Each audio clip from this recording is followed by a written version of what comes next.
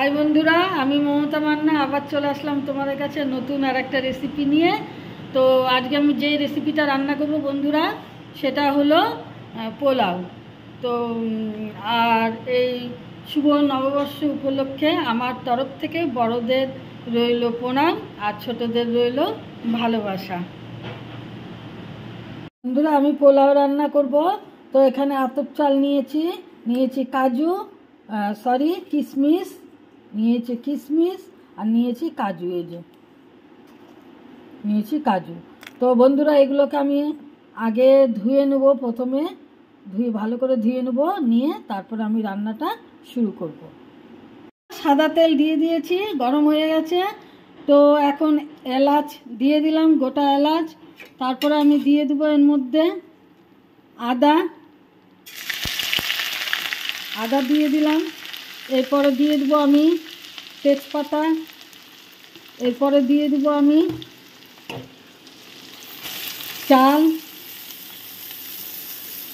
চালটা আমি দিয়ে দিলাম।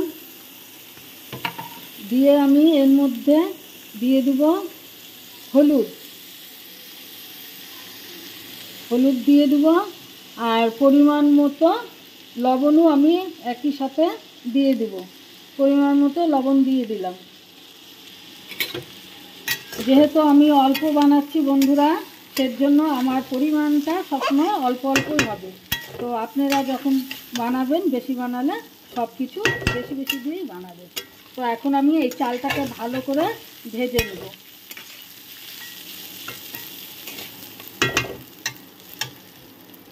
এই যে ভাজা হয়ে গেছে, চালটা সুন্দর ভাজা হয়ে গেছে, সুন্দর গন্ধও বের হয়ে গেছে। তো এর মধ্যে আমি দিয়ে দেব কাজু কিশমিশ দিয়ে দিলাম। দিয়ে আমি সুন্দর করে নেড়ে নেব।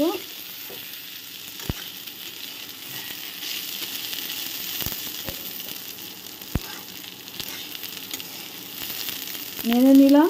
এখন এর মধ্যে আমি জল দিয়ে দেব। আপনারা দরকার পড়লে আগে কাজু কিশমিশটা ভেজেও রেখে দিতে পারেন, কিন্তু আমি ভাজলাম না কেন, এর মধ্যে তো নেড়েই নিলাম, ওই তো ভাজাই হয়ে গেল। আলাদা করে আগে ভেজে রাখতে পারেন আপনারা কাজু কিশমিশটা। আমি আর আগে করে ভাজলাম না, আমি এর সাথে দিয়ে একটু ভেজে নিলাম। তো এখন আমি পরিমাণ মতো জল দিয়ে দেবো। তারপরে এটা যখন সিদ্ধ হয়ে যাবে তখন আমি চিনি দেব। তো শেয়ার করব। তো এই যে জলটা দিয়ে দিলাম।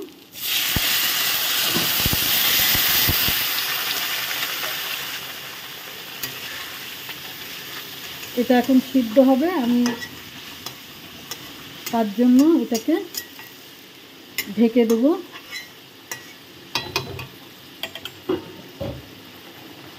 বন্ধুরা, এই যে ঢাকা দিয়ে দিয়েছি। তো ঢাকনাটা এখন আমি খুলে নেব। ঢাকনাটা খুলে দেখি পজিশনটা কি হয়ে আছে। ঢাকনাটা খুলে দিলাম। তো আমি এখন একটু আস্তে আস্তে নেড়ে দেবো। দেখি জলটা নেই, জল শুকিয়ে গেছে, আর এটাও মানে সিদ্ধ হয়ে গেছে, সুন্দর সিদ্ধ হয়ে গেছে। তো এর মধ্যে আমি দিয়ে দিব দুধ, গরুর দুধ। বন্ধুরা, এটা গরুর দুধ আমি দিচ্ছি, জাল করে নর্মাল করে নিয়েছি দুধটা। আপনারা দরকার পড়লে কৌটার দুধও দিতে পারেন, ব্যবহার করতে পারেন, কোনো ব্যাপার না। তো আমি এখানে দুধটা দিয়ে দিলাম। এই দুধ দিলেই কিন্তু বন্ধুরা পোলাওয়ের যে কালারটা, সেটা একেবারে বাসন্তী কালারের টাইপ চলে আসে, সুন্দর কালার আসে। এই দুধটার জন্যই কালারটা এত সুন্দর আসে। তো আমি দিয়ে দেবো এখন চিনি। যে যেরকম মিষ্টি খাবেন সে সেই পরিমাণে চিনি দিয়ে দিবেন। তো আমি এই যে চিনিটা দিয়ে দিলাম। দিয়ে আমি এখন নেড়ে নেব। আমি অল্প পরিমাণে চিনি দিলাম, আপনারা দরকার পড়লে বেশিও দিতে পারেন, কোনো ব্যাপার না। তো আমি এখন ভালো করে নেড়ে নিলাম, নিয়ে এটাকে আমি আরেকটু ঢেকে দেব।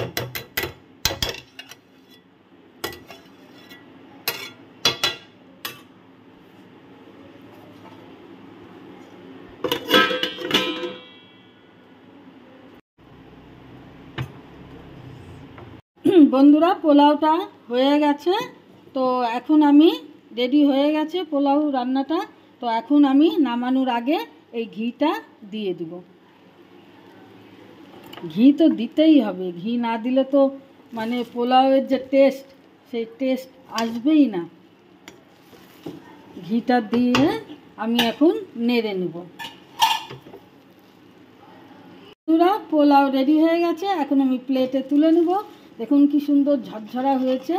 এটা হলো বাসন্তী পোলাও। তো এই পোলাও বাসন্তী পোলাও রান্না করতে গেলে যে আদাটা যে আছে, আদাটাকে ভালো করে চালের সাথে ফ্রাই করতে হয়, তাহলে এটা খুব সুন্দর টেস্ট হয় পোলাওটা, বাসন্তী পোলাওটা। আর দুধটা দিতেই হয় মেন। দুধ দিলে পারে মানে পোলাওটা খুব সুন্দর কালার আসে এবং খেতেও খুব সুন্দর লাগে, টেস্টি লাগে। তো এই হলো আমি টিপসটা দিয়ে দিলাম বাসন্তী পোলাও রান্নার। তো আপনারা এইভাবে বাড়িতে রান্না করে খাবেন, দেখবেন খুব সুন্দর লাগবে খেতে। আর দুধটা কিন্তু অবশ্যই দিবেন। দেখুন কি সুন্দর কালার আসছে বাসন্তী পোলাওয়ে, একেবারে ঝরঝরা হয়েছে। রেডি হয়ে গেছে পোলাও, বাসন্তী পোলাও। দেখুন কত সুন্দর লাগছে দেখতে বন্ধুরা, দুর্দান্ত লাগছে দেখতে, কালারটা কি সুন্দর আসছে। বন্ধুরা রেডি হয়ে গেছে বাসন্তী পোলাও, দেখুন কত সুন্দর লাগছে দেখতে। বন্ধুরা আমার এই রেসিপিটা যদি আপনাদের ভালো লেগে থাকে তাহলে প্লিজ লাইক শেয়ার কমেন্ট করবেন আর সাবস্ক্রাইব করে আমার চ্যানেলটার পাশে থাকবেন। রেসিপিটার নাম হলো বাসন্তী পোলাও।